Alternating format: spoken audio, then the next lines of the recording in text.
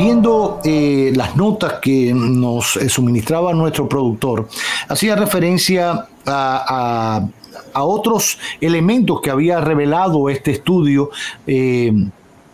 que sobre los efectos de la estigmatización y la exclusión social, como ya de alguna manera lo comentábamos, de determinados grupos poblacionales como personas con VIH o portadores o la comunidad LGBTQ o los inmigrantes haitianos. Uno puede pensar que de tanto hablar sobre el tema y de todo lo que se ha hecho, desde que se descubrió, por ejemplo, el SIDA, toda la estigmatización originaria con la enfermedad, que solo eran los homosexuales, después vimos que era a heterosexuales y a todos, los medicamentos, los retrovirales, que si esto, que lo otro, que después de hablarlo tanto, era una etapa vencida, que podíamos convivir con una persona en un centro de trabajo o esto o aquello, o de estudio, que fuera portador o que tuviera el VIH, o con un homosexual o con un transexual, etcétera, que quizás a veces se ha hecho demasiado expuesto el tema. Quizás algunos lo tratan un poco caricaturesco o muy superficial, pero yo pensaba que podía haberse superado, no resuelto ese tema. Quizás el tema del racismo es un poco más complicado, un poco cultural, incluso histórico, pero que siga aflorando en las investigaciones habla mucho de, yo no digo que de lo mal que lo hemos hecho, sino de lo poco eficiente que lo hemos hecho. Mire, yo pienso que ante todo, cuando comenzó todos estos temas de VIH, de personas que viven con VIH o la situación del VIH en sentido general, una de las cosas fundamentales que se hacían era la educación. Y yo creo que en los últimos años los programas se han dedicado mucho más a la detección del virus, más que a la prevención y a la educación. Recuerde que probablemente algunas campañas o procesos impactan a una generación, pero luego tú tienes otras personas, nuevas personas que se van sumando, nuevas generaciones. Estas generaciones necesitan orientación.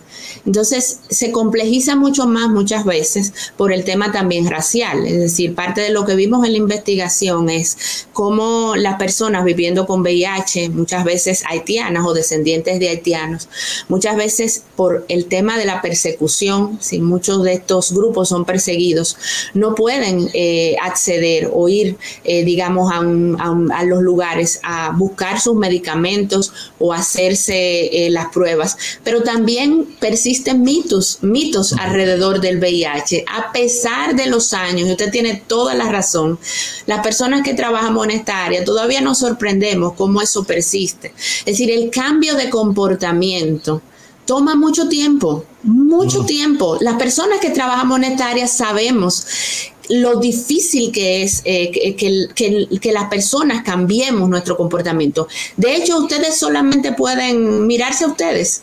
Vamos a hacer un pequeño chequeo. Sabemos que hay algunas sodas, para no decir nombres comerciales, que nos hacen daño, pero seguimos tomándolas. Claro. Es decir, las investigaciones están, pero no tiene solo que ver incluso por el lado de educación que tú tengas.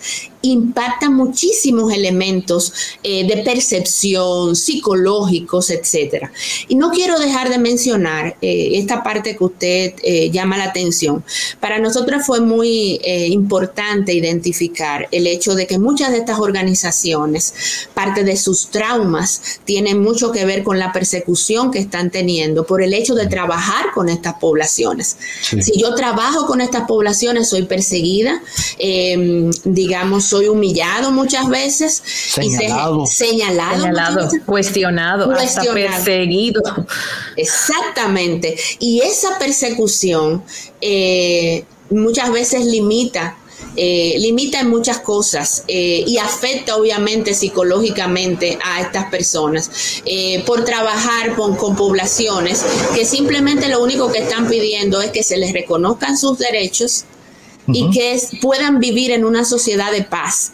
Y esta es yo creo que es una de las cosas que más nos llama la atención, porque son organizaciones que se ha dicho incluso que son parte fundamental para lograr incluso los objetivos de desarrollo sostenible al 2030.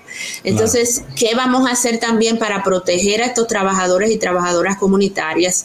Y usted verá, por ejemplo, en la investigación, cantidad de testimonios de personas que ni siquiera a veces pueden trasladarse a algunas actividades educativas porque son perseguidas por la policía por el hecho de tener un color de piel que le dé un perfil sospechoso de lo que estas autoridades entienden, que no debe desplazarse como ciudadanos libres por este país. Qué pena oírlo, pero qué bueno que se dice para que haya conciencia de ello. Ahorita usted hablaba de lo importante que instituciones del Estado dominicano conozcan su rol en la sociedad para tratar estos temas. Y siempre se ha hablado de la horizontalidad, de cómo deben tratarse, por ejemplo, el Ministerio de la Juventud. No es solo dar un premio, que lo van a entregar mañana, por cierto, me parece muy bien todo, pero hay políticas con las que debe interactuar el Ministerio de la Juventud, Ministerio de la Mujer, Ministerio de Trabajo, Ministerio de Deportes, para implementar políticas para estos grupos.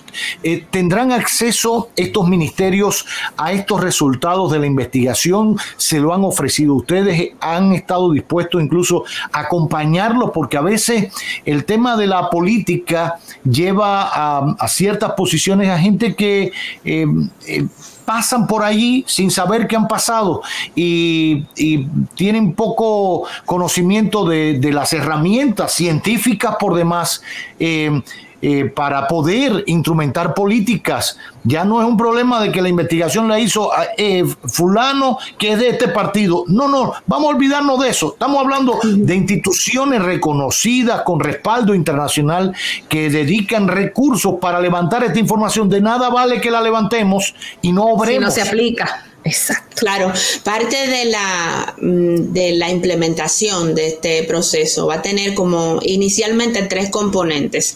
Uno es todo el tema de educación, que ahorita le hablaba de generar herramientas tanto para las organizaciones como para las comunidades. La otra parte es la atención, tanto de apoyo principalmente de recuperación grupal, y la otra parte es de incidencia.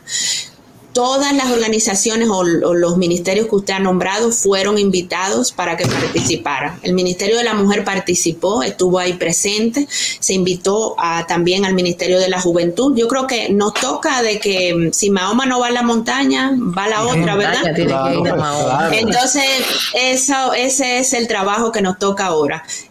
Seguir tocando puertas y llegar a entender, tal vez, y usted lo ha dicho magistralmente y es lo que he estado también repitiendo, si todos estos ministerios se sentaran y tomáramos la estrategia nacional de salud mental y buscáramos esos recursos, incluso hasta el Ministerio de Deporte, que también tiene que ver con todo esto, yo entiendo que se puede hacer mucho. Esto no es fácil, Esto no es fácil. Esto es una tarea que va a tomar tiempo. Esto es una tarea también que tiene que tener, digamos, un buen enfoque, un buen approach, como diríamos, un buen enfoque realmente, desde dónde estamos partiendo. Si yo tomo la salud mental desde un problema, o sea, lo veo como un trastorno, mi enfoque va a ser uno. Ahora, si yo veo la salud mental como debe ser, digamos, es lo que entendemos, desde un enfoque psicosocial, entonces yo voy a poder entender y abrir todas las aristas y todos los sectores, porque esto es un problema multifactorial y multisectorial. Entonces yo creo que esa es la gran tarea que tenemos y yo sé que contamos también con ustedes.